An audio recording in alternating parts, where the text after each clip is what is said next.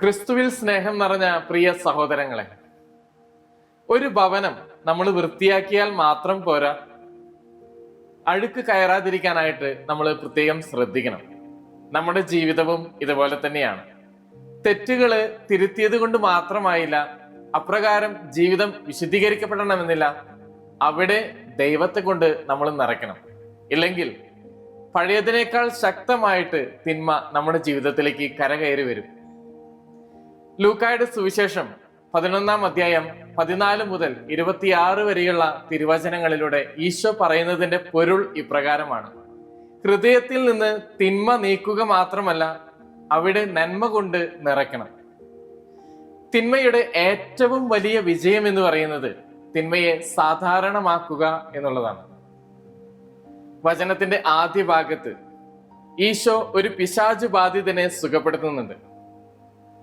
നന്മ അവരുടെ മുമ്പിൽ പ്രവർത്തിച്ചാലും അവർ തിന്മയാണ് അതില് കണ്ടുപിടിക്കുക. ചിലര് അതിൽ അത്ഭുതപ്പെടുകയാണ്, എന്നാൽ മറ്റു ചിലര് അതിനെക്കുറിച്ച് പറയുകയാണ്, അവൻ പിശാചുക്കളുടെ തലവനായ ബേൽസബൂലിനെ കൊണ്ടാണ് പിശാചുക്കളെ പുറത്താക്കുന്നത്. ഇന്നും നമ്മുടെ ജീവിതത്തില് നന്മയെ ചോദ്യം ചെയ്യുന്ന സാഹചര്യങ്ങളുണ്ട്. നന്മ ചെയ്യാൻ ഉദ്ദേശിക്കുന്നവന്റെ ഉദ്ദേശത്തെ സംശയിക്കുക, നന്മ പറയുന്നവനെ പരിഹസിക്കുക, തെറ്റ് ചെയ്യുന്നവനെ പ്രോത്സാഹിപ്പിക്കുക, തെറ്റിനെ ചോദ്യം ചെയ്യുന്നവനെ പ്രശ്നക്കാരനാക്കുക, എല്ലാവരും ചെയ്യുന്നത് തെറ്റാണെങ്കിൽ അതിനെ ശരിയെന്ന് പ്രസ്താവിക്കുക. ഇന്നത്തെ സമൂഹത്തിന്റെ അപകടം എന്ന് പറയുന്നത് തിന്മ നടക്കുന്നു എന്നുള്ളതല്ല, തിന്മ നടന്നിട്ടും അത് തിന്മയായിട്ട് തോന്നാതാകാതിരിക്കുന്നതാണ് സമൂഹത്തിന്റെ ഏറ്റവും വലിയ അപകടം. അന്തഛിദ്രമുള്ള രാജ്യവും ഭവനവും നശിച്ചു പോകുമെന്നാണ് ഈശോ വചനത്തിലൂടെ പറയുക.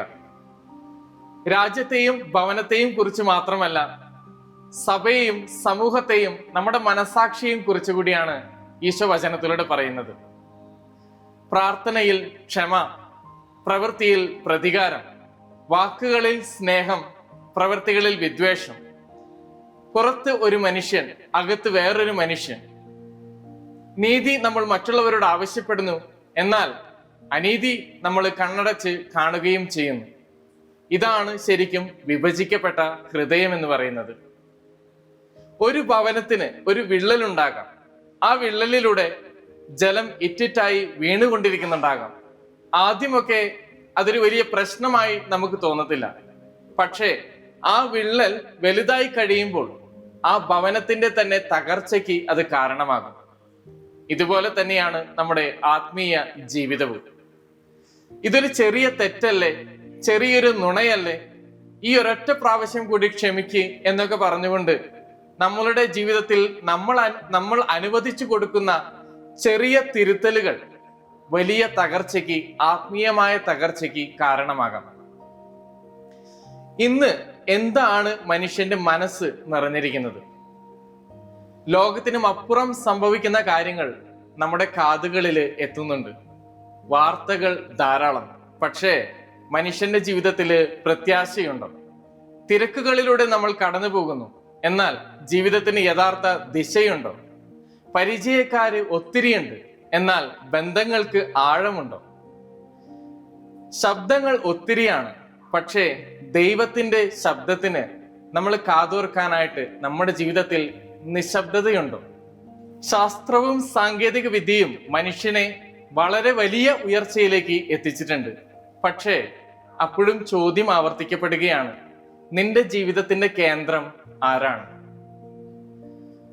വചനഭാഗത്തിന്റെ വളരെ ഗൗരവമായിട്ടുള്ള ഒരു ഭാഗം എന്ന് പറയുന്നത് അശുദ്ധാത്മാവ് പുറത്തുപോയി എന്നുള്ളതാണ്.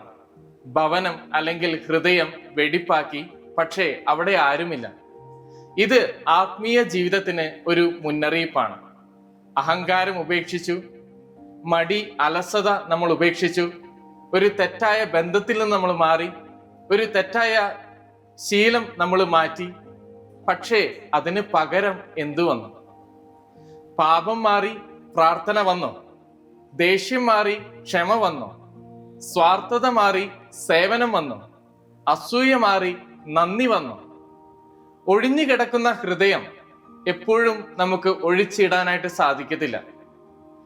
അത് ഒരു തോട്ടത്തിലെ കളകൾ പോലെയാണ്.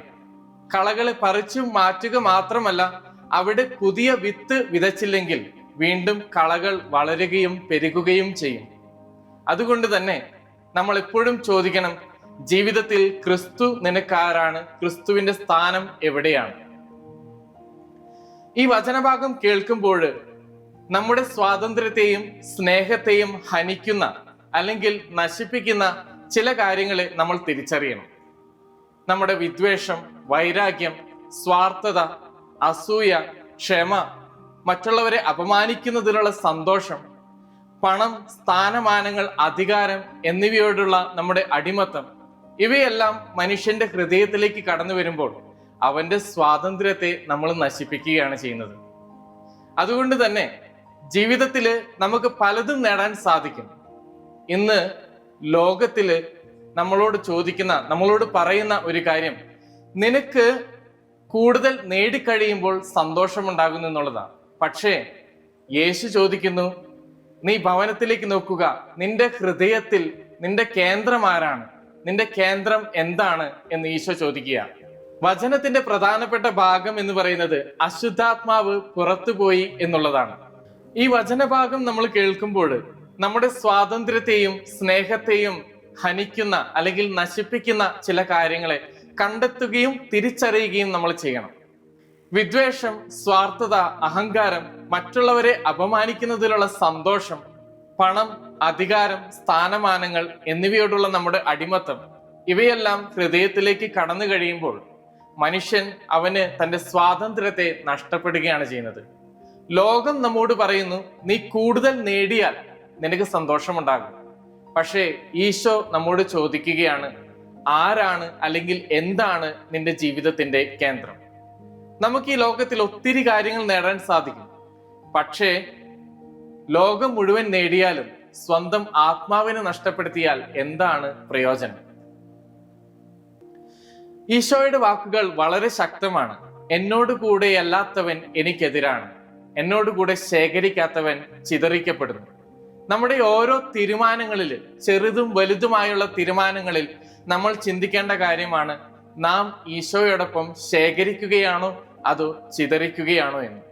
സ്നേഹിക്കേണ്ട ഇടത്ത് സ്നേഹിക്കാതിരിക്കുന്നതും അനീതിക്കെതിരെ ശബ്ദിക്കേണ്ട ഇടത്ത് ശബ്ദിക്കാതിരിക്കുന്നതും, ദേഷ്യം വരുമ്പോൾ ആ ദേഷ്യം ഉള്ളിൽ ഒതുക്കുന്നതും ഒരു തെരഞ്ഞെടുപ്പാണ്. അതുകൊണ്ട് തന്നെ ലോകത്തെ മാറ്റേണ്ട ഇടത്ത് ലോകത്തെ മാറ്റാനും, കുടുംബത്തെ മാറ്റാനും, സഭയെ മാറ്റാനും, സമൂഹത്തെ മാറ്റാനും, മറ്റുള്ളവരെ മാറ്റാനും നമ്മൾ തയ്യാറായിരിക്കണം. പക്ഷേ ഈശോ ചോദിക്കുകയാണ്, നീ നിന്റെ ഹൃദയത്തിലേക്ക് നോക്കുക, നീ നിന്റെ ഹൃദയമായ ഭവനത്തിലേക്ക് നോക്കുക. അവിടെ വൈരമാണോ, ദേഷ്യമാണോ, സ്വാർത്ഥതയാണോ, അഹങ്കാരമാണോ, അസൂയയാണോ, അതോ ക്രിസ്തുവാണോ? ഒരു കുടുംബത്തിൽ ഒരാൾ ക്ഷമിക്കാൻ തയ്യാറായാൽ ഒരു യുദ്ധം അവസാനിപ്പിക്കാം. ഒരു സ്ഥാപനത്തിൽ ഒരാൾ സത്യസന്ധതയോടെ പെരുമാറിയാൽ മറ്റുള്ളവർക്ക് അതൊരു പ്രചോദനമാകാം. ഒരു യുവാവ് തെറ്റായതിനോട് ഇല്ല അല്ലെങ്കിൽ വേണ്ട എന്ന് പറയുകയാണെങ്കിൽ മറ്റുള്ളവർക്ക് ഇല്ല എന്നും വേണ്ട എന്നും പറയാനുള്ള ധൈര്യം ലഭിക്കാം. ഒരാൾ ഒരു പരദൂഷണം അവസാനിപ്പിച്ചാൽ ഒരാളുടെ സൽപ്പേരിനെ നമുക്ക് കാത്തു സൂക്ഷിക്കാം. അതുകൊണ്ട് തന്നെ ഈശോ നമ്മുടെ ഹൃദയത്തിന്റെ വാതിൽക്കൽ വന്ന് മുട്ടുകയാണ്. അവിടുന്ന് ചോദിക്കുന്ന ഒരു ചോദ്യമുണ്ട്, നിന്റെ ഭവനം വൃത്തിയാണോ എന്നുള്ളതല്ല, മറിച്ച് നിന്റെ ഭവനത്തിൽ ഞാനുണ്ടോ എന്നാണ് കർത്താവ് അവിടെ ചോദിക്കുക. അതുകൊണ്ട് തന്നെ നമ്മുടെ ഹൃദയങ്ങളെ, നമ്മുടെ ഭവനങ്ങളെ നമുക്ക് ഒരുക്കാനായിട്ട് പ്രത്യേകം ശ്രദ്ധിക്കാം. ലോകം മുഴുവൻ നമുക്ക് പ്രകാശിപ്പിക്കാൻ സാധിച്ചെന്ന് വരില്ല. പക്ഷേ നമുക്ക് ചുറ്റുമുള്ള ഇരുട്ടില് ഒരു ചെറിയ വിളക്കാകാൻ നമുക്ക് കഴിയുമെങ്കിൽ അത് വളരെയധികം അനുഗ്രഹമാണ്. തിന്മയെ മാറ്റുന്നതല്ല, മറിച്ച് ഈശോ വന്ന് നിറയുന്നതാണ് യഥാർത്ഥ വിജയം. നമ്മുടെ ജീവിതത്തിലെ യഥാർത്ഥ സമാധാനവും സ്വാതന്ത്ര്യവും ഈശോ നമ്മുടെ ഹൃദയത്തിൽ ഉണ്ട് എന്നുള്ളതാണ്. നമുക്ക് പ്രത്യേകമായിട്ട് പ്രാർത്ഥിക്കാം, ഈശോയെ ഞങ്ങളുടെ ഹൃദയങ്ങളെ നിന്റെ ആലയമാക്കി മാറ്റണമേ എന്ന്. ഈശോ മിശിഹായ്ക്ക് സ്തുതിയായിരിക്കട്ടെ.